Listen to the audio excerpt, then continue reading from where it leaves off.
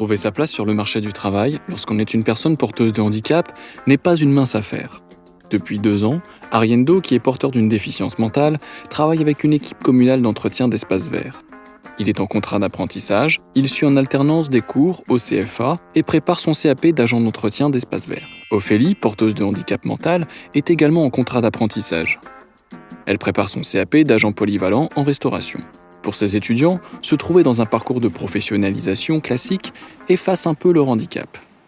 En contrat d'apprentissage, je me sens mieux parce que je suis dans mon élément. Et j'aime d'être comme tout le monde, pas faire remarquer mon handicap. Être en contrat d'apprentissage comme tout le monde, je trouve que c'est bien.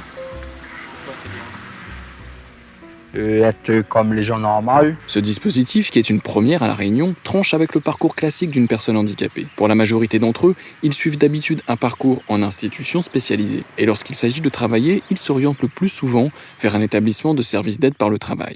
Au complexe Edmond Albus de la LEFPA, l'équipe professionnelle a mis en place une démarche qui ne passe pas par l'institution. Il propose aux personnes handicapées une insertion professionnelle identique aux personnes ordinaires. Depuis 2005, nous conduisons une démarche dite de désinstitutionnalisation et nous avions l'opportunité de créer un institut médico-pédagogique à l'intérieur de nos murs. Nous avons fait un autre choix. Ce choix nous a conduit à développer du partenariat avec l'école primaire dans un premier temps, ensuite le collège et ensuite le lycée. À l'arrivée, à la fin de l'adolescence, au début du monde adulte, il faut effectivement trouver des solutions pour son avenir. Et donc, par conséquent, la voie de l'apprentissage nous a paru tout à fait naturelle et un certain nombre de partenaires ont souhaité nous accompagner dans cette voie.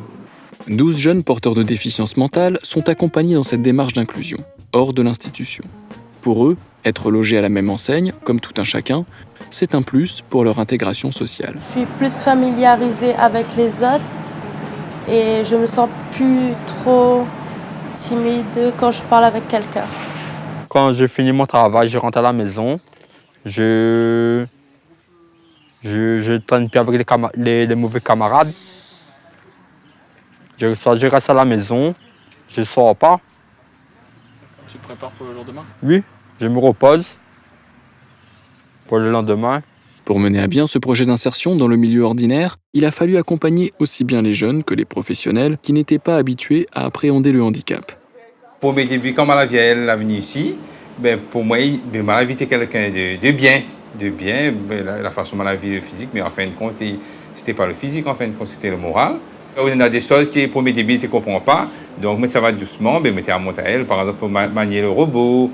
Et donc, mais quelle lame il faut mettre pour le chou, quelle lame il faut mettre pour carotte. Il fait son travail, il écoute, et il n'y a pas de problème ici au niveau de son handicap. Et en fin de compte, moi, il ne gêne pas. Il ne gêne pas son handicap. Donc, au niveau du travail, il fait son travail. Des fois, nous faisons un petit repas, il est là, il est avec nous. Pas de problème. Au contraire, si la commune voit aller comme ça, il faut recruter bonne maman comme ça. Des fois, il y en a qui arrivent, mais ils n'écoutent pas comme Tibet écoute. Mais il y en a des jeunes qui arrivent, ils prennent les autres plus haut que le chef tout à l'heure, et voilà, il arrive des petits premiers problèmes. Mais comme lui, non, ça va. Il a fait travailler bonne maman comme ça. L'appréhension de travailler avec des personnes porteuses de déficience mentale s'est également produite au niveau des centres de formation. Si aujourd'hui chaque étudiant a trouvé sa place, au départ, rien n'était acquis. Moi personnellement, en tant qu'enseignant en cuisine, j'étais un petit peu, je vais dire, sceptique par rapport à cela, parce que comme c'est une première fois, donc on ne connaît pas trop, aussi bien en enseignement général. Donc du coup, après, on s'est plus ou moins habitué. Donc on s'est habitué, on s'est mis dans le bain.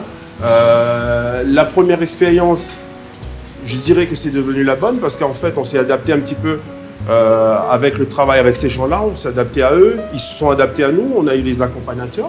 Donc après, au fil du temps, ces gens-là, ils se sont mis en confiance. Et du coup, on les retrouve sur le travail. Donc ils ont beaucoup plus d'assurance aujourd'hui. Quand on les voit travailler, ils peuvent travailler en toute autonomie. Pour une première, pour moi personnellement, ça s'est transformé en un coup de maître. Donc, après, on va voir ce que ça va donner à l'examen. Ceci ne veut pas dire non plus qu'à l'examen, du premier coup, ils vont avoir leur examen. Ils vont avoir leur diplôme, comme tous les autres.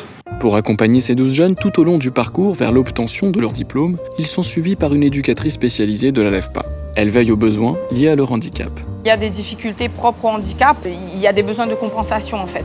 Déjà, ça passe par une certaine observation, une interaction active entre les différents partenaires qui sont sur le projet de chaque jeune, ce qui me permet après moi d'analyser, d'évaluer les besoins de chacun et de travailler avec eux sur les réponses à apporter, les solutions à apporter à leurs difficultés. Les difficultés, Ophélie et Ariendo entendent bien les dépasser. Et les cours sont un peu compliqués, mais j'ai une formatrice à mes côtés aussi, donc elle m'aide beaucoup.